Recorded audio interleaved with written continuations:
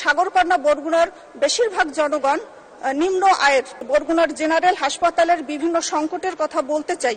মাননীয় প্রধানমন্ত্রী শেখ হাসিনাকে ধন্যবাদ আমার মতন একজন ক্ষুদ্র কর্মীকে জাতীয় সংসদে সংসদ সদস্য নির্বাচিত হওয়ার সুযোগ প্রদান করেছেন।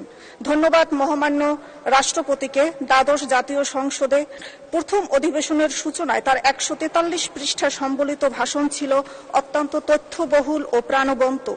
তিনি আওয়ামী লীগ সরকারের 15 বছরের সফলতার ইতিহাস ও ভবিষ্যতের দিক নির্দেশনা দিয়ে গেছেন খুব চমৎকারভাবে। আমি নদী ও সাগর ঘেরা সবুজ শস্য শ্যামলে শোভিত দক্ষিণের সুন্দর ও স্নিগ্ধ জেলা বরগুনা থেকে এসেছি। ভাবতে ভালো লাগে জননেত্রী মাননীয় প্রধানমন্ত্রী 2001 সালে বরগুনা থেকে সংসদ সদস্য নির্বাচিত হয়েছিলেন এবং আমরা তাকে এখনো আমাদের এমপি বলেই মনে করি। তিনি আমাদের বরগুনার অভিভাবক।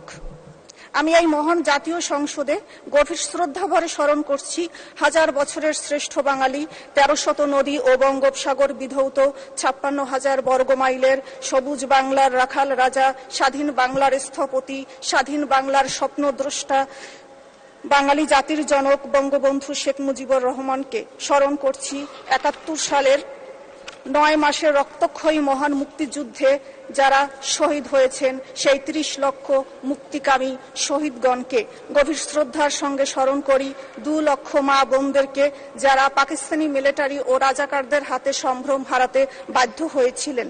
স্মরণ করি 75-এর 15ই আগস্ট বঙ্গবন্ধুর পরিবারের শহীদ হয়েছেন যারা, তাদের সবাইকে। বিশেষ করে বেগম ফজিলাতুন্নেসা, যিনি বঙ্গবন্ধুর আজীবন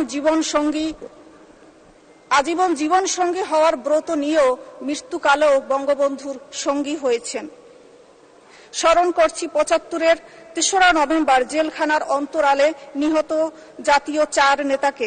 52 থেকে 71 সালের বাঙালির ন্যায় প্রতিষ্ঠার আন্দোলনে যারা শহীদ হয়েছেন এবং যারা আন্দোলনে অংশ নিয়েছেন তাদের সবাইকে আমি গভীর শ্রদ্ধা ভরে স্মরণ করি। 2004 সালের 21শে আগস্ট বঙ্গবন্ধু এভিনিউতে আওয়ামী লীগের শান্তি সমাবেশে রক্তাক্ত গ্রেনেড হামলায় মুক্তিযোদ্ধা আইবি রহমান সহ শহীদ হয়েছেন আওয়ামী লীগের 24 জন নেতাকর্মী। তাদের সবাইকে আমি স্মরণ করছি, সমবেদনা জানাচ্ছি। সেই গ্রেনেড হামলায় যারা আহত হয়েছিলেন তাদের মধ্যে একজন আহত আমার চাচা মতিয়ার রহমান। তিনি আহত হওয়ার পর প্রায় 1 বছর বিছানায় যন্ত্রণায় ছটফট করছেন এবং প্রায় 20 বছর যাবৎ তিনি শরীরে গ্রেনেডের স্প্লিন্টার নিয়ে ভয়াবহ জীবন যাপন করছেন। স্মরণ করি আমার মমতাময় স্নেহময় পিতা, আমার রাজনীতির শিক্ষাগুরু মুক্তিযোদ্ধা মরহুম মোহাম্মদ দেলোয়ার হোসেনকে। তিনি 8ম জাতীয় সংসদ সদস্য হিসেবে এখানে প্রতিনিধিত্ব করেছেন। জনাব দেলোয়ার হোসেন বঙ্গবন্ধু হত্যার পর সশস্ত্র প্রতিবাদীদের একজন এবং দক্ষিণ অঞ্চলের অপরাধ দমনে পেয়েছিলেন জাতীয় পুরস্কার। আমিও আমার বাবার মতো বঙ্গবন্ধুর আদর্শের একজন সৈনিক হয়ে আজীবন কাজ করতে চাই সুন্দর বাংলাদেশ বিনির্মাণে। মাননীয় স্পিকার, আমি এই জাতীয় সংসদে বরগুনার জেনারেল হাসপাতালের বিভিন্ন সংকটের কথা বলতে চাই।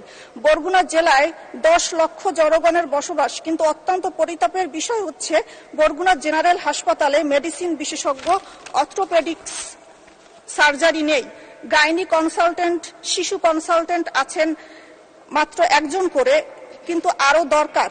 স্টাফ নার্স সহ বিভিন্ন কর্মচারী প্রয়োজনের তুলনায় অপ্রতুল এবং ঔষধ বরাদ্দ যা আসে তা জনগণের চাহিদা অনুযায়ী নিতান্তই অপ্রতুল এবং আমাদের সাগরকন্যা বরগুনার বেশিরভাগ জনগণ নিম্ন আয়ের, স্বল্প আয়ের।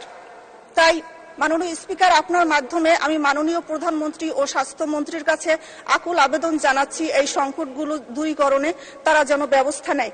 আরেকটি আমার আকুল আবেদন আপনার মাধ্যমে, সেটি হচ্ছে বরগুনা জেনারেল হাসপাতালে ডায়ালিসিস কেন্দ্র স্থাপনের। কারণ ডায়ালিসিস রোগীরা বরগুনা থেকে বরিশালে গিয়ে তারা ডায়ালিসিস নেয় এবং এই ডায়ালিসিস নিতে গিয়ে রোগীরা যে কত কষ্ট পায় তার সবচেয়ে বড় চাক্ষুষ সাক্ষী আমি। আমার বাবা কিডনি জটিলতায়, সাথে 1 মিনিট বলবেন। আমার বাবা বীর মুক্তিযোদ্ধা দেলোয়ার হোসেন 3 বছর কিডনি জটিলতা রোগে আক্রান্ত ছিলেন এবং তিনি শেষ সময় মৃত্যুর 1.5 মাস আগে তিনি আমাদেরকে বারবার বলেছিলেন ঢাকা থেকে বরগুনায় নিয়ে যেতে, এবং ওই 1.5 মাস বরগুনা থেকে আমরা বরিশালে তার ডায়ালিসিস নিতাম। আসা যাওয়ার পথে যে কত কষ্ট হতো সেটা আমার বাবার বেদনা মাখা মুখ দেখলি মনে পড়ে যায়। আমি দুঃখিত মাননীয় স্পিকার, আমি কিছুটা আবেগ বিহ্বল হয়ে গেছি। তাই আপনার মাধ্যমে মাননীয় প্রধানমন্ত্রী এবং মাননীয় স্বাস্থ্যমন্ত্রীর কাছে আমার প্রাণের আবেদন, বরগুনাবাসীর আকুল আবেদন, বরগুনা হাসপাতালে একটি ডায়ালিসিস কেন্দ্র নির্মাণ হোক এবং জনগণ স্বল্প আয়ে নির্ঝঞ্ঝাট ভাবে ডায়ালিসিস নিতে পারুক। সবশেষে একটা কথাই বলতে চাই, ভালো থাকুক পৃথিবীর সকল বাবারা, সকল মায়েরা। জয় বাংলা, জয় বঙ্গবন্ধু। আপনাকে আবারও ধন্যবাদ মাননীয় স্পিকার।